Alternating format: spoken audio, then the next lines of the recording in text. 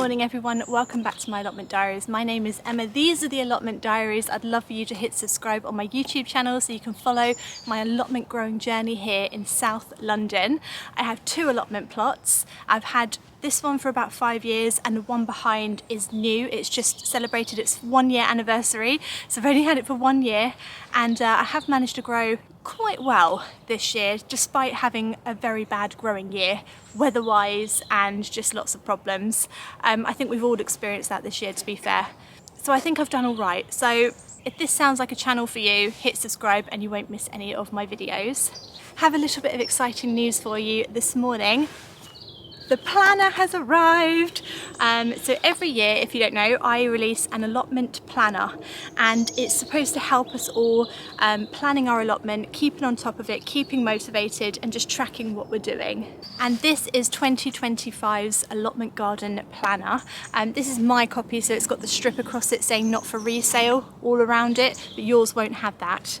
And I always order a copy for myself so I can go through it, check it over, make sure there's no mistakes in it. If the planner is already up for sale, there will be a link below in my description now, and I'll pin a comment as well and write it on the screen that it's up for sale. I don't know if it will, I haven't read through it properly yet and approved it. As soon as I approve it, it's a go. So it's very exciting. Let me show you a little bit about what's inside.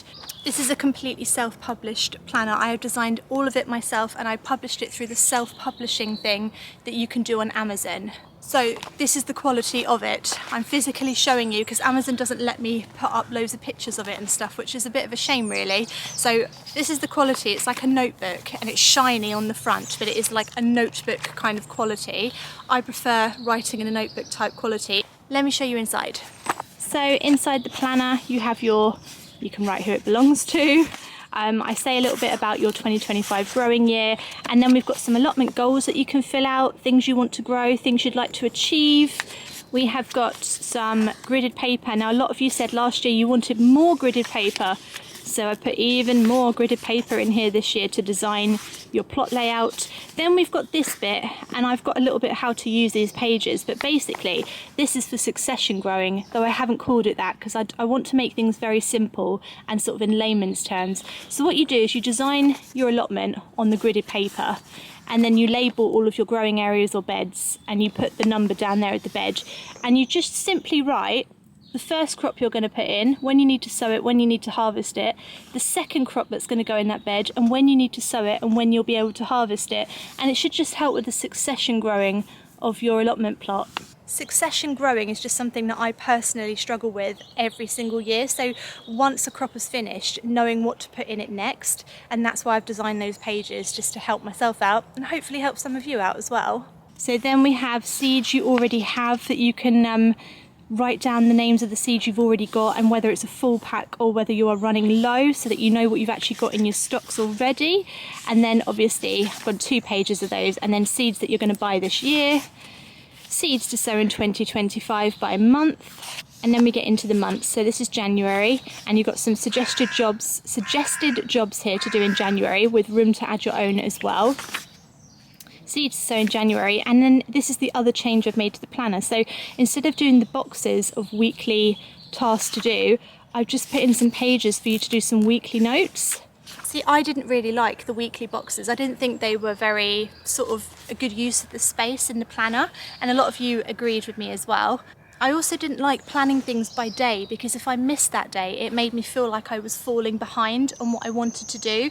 So I've taken away those boxes this year and just put lined paper with weekly notes. So if you want to jot down Monday and write what you're going to do on Monday, you can. But if you're like me and you prefer to kind of do bullet points for the week and say, I'm going to get these jobs done this week, doesn't matter what day I do it on, I'm just going to get it done this week, then I think it just works a little bit better. The rest of the planner kind of follows that pattern. Lovely little pretty illustrations, if you can see this properly. There's more checkered paper in the middle of the plot, so you can redesign your plot throughout the year as it changes and evolves. We've got the halfway through, and then we've had the, gosh, what have we got at the end? The end of year in review. There we go. So this is the planner. It's up. It may be up now. If it is, the link's below. I hope you enjoy it this year. Give me your feedback as always. Always interested to hear how we can improve it and what you found useful about it. And there we go. It's up. So Hope you enjoy that. Let's get on with some allotment gardening jobs today. So the first job on my list is to start sorting out the front of the allotment plot. We'll get stuck straight in. So as you can see, the front of the plot is an absolute mess. What I'm going to do is pull all of these weeds up, move these pallets over somewhere. I was hoping to use those for my compost area. And we're just going to clear this area and see what we're going to do with it.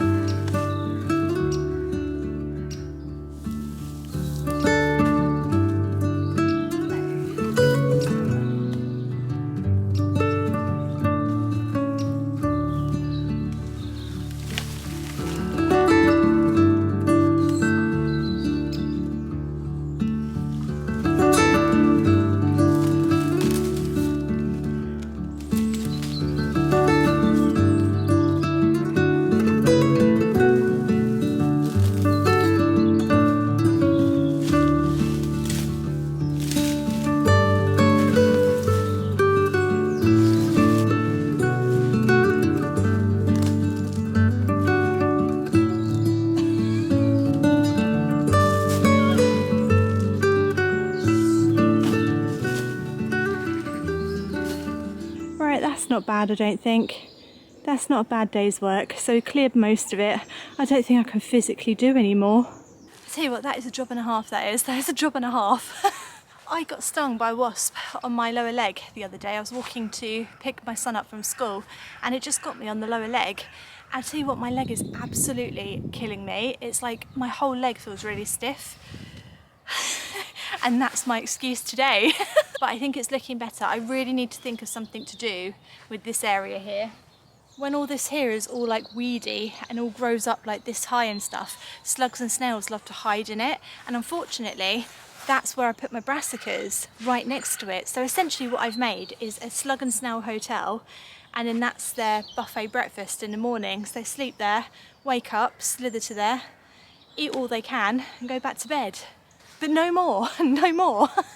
It doesn't look like a very good structure, does it? If I'm just looking at it from the eye. From an eye point of view, you know? Right, what's going on in here, guys? Is everyone all right in here? How's everyone doing?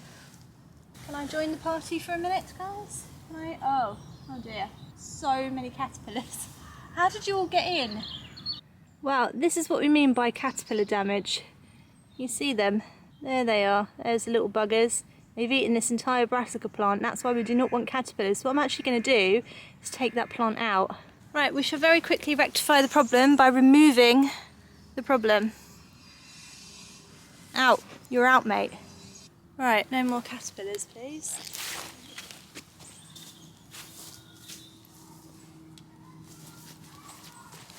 Sling Uruk, you're out.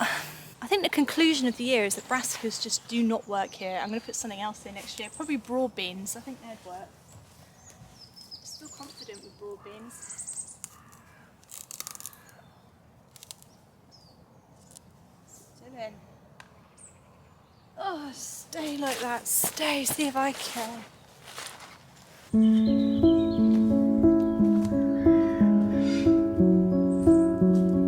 The bird is coming. He's coming. He's coming closer. I saw him. There you are. Come on.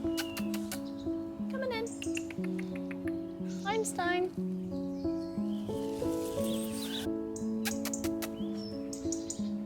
He's sitting up in the tree. Sitting up in the tree. But he's got a mate with him. And the mate is making that clicky sound. That means there's danger. And then Einstein's not coming over. It's me. It's me. No, he's not having it. He's not having it. It's his mate. His mate's putting him off. I've got a... There's food there, Einstein, if you want it. Right, I'm thinking about where to do this garlic. It's the white Casablanca. Would it be wrong to put garlic in the same place that I put garlic in last year? Is that a really bad thing to do? I'm not sure because, well, maybe what I'll do, I've got 2 bulbs in here and you break it up. So I've got 2 lots of garlic basically. So if I put 1 in there and then 1 in this bed over here, but that is a little bit close to white rot, isn't it? No, let's split them up. Let's try it. Let's give it a go. Right, 1 bulb in there, 1 bulb in there. Let's do it.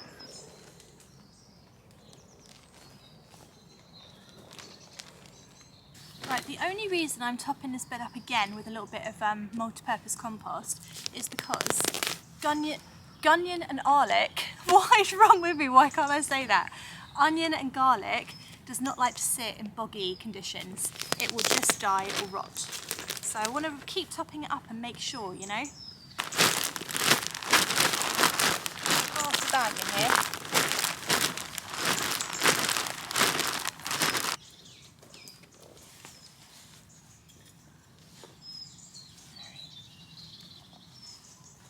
Right, so garlic.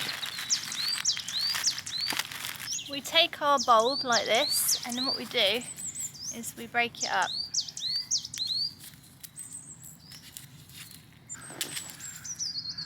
And we plant the cloves individually, and the cloves will grow into a bulb of garlic. So that's how we do it.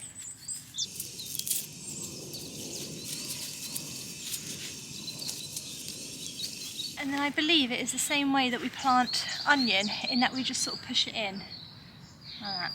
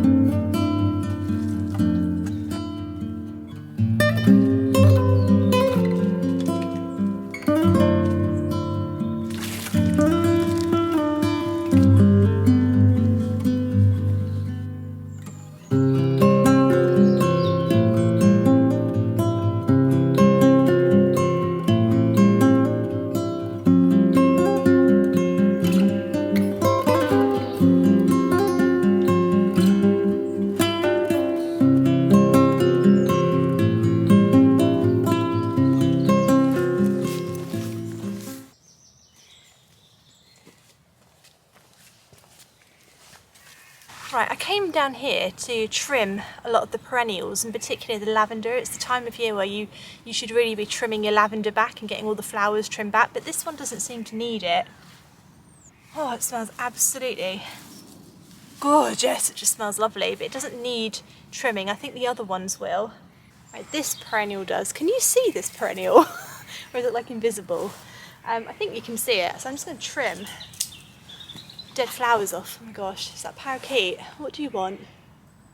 Don't start squawking, I mean it. We don't need it in our lives. We don't need it in our lives. Right, I'm just going to trim him back.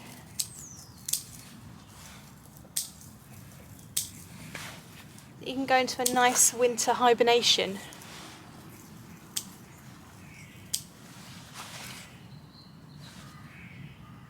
What? It's really staring at me, that parakeet. It's really staring at me now. What does it want? These 2 plants, this is a lavender, and I can't remember what this is, a salvia? Some kind of beautiful salvia. It's absolutely lovely, but they're planted too close together. I know you're friends, guys, but you are too close together. So as soon as they start to die back, I will move these. I'll probably move the salvia over a little bit so he's out of the lavender's way, but this lavender probably needs a bit of a haircut. So let's do that. Right, let's give you a little trim. Okay.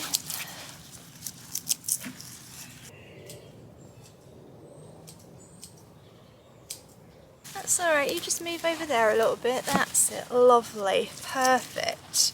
Just going to trim just a little bit off the top. Up to anything nice at the weekend? No? Just sitting here, are you? For all weekend? You should go out, you've got a nice new haircut now. You should go out. See a bit of the world.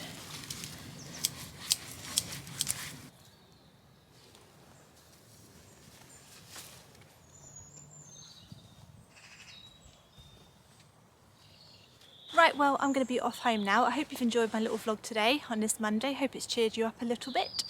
In my next vlog, I'm going to be planting out some spring bulbs, some tulips. We're now in October, so it's a great time for planting your tulips out. And I'm going to do it while my gladioli are still growing, so I know where they are, because they're going to go in the gladioli bed.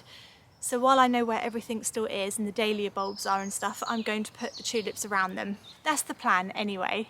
So join me on Wednesday for that. Let me know if you do purchase an allotment planner.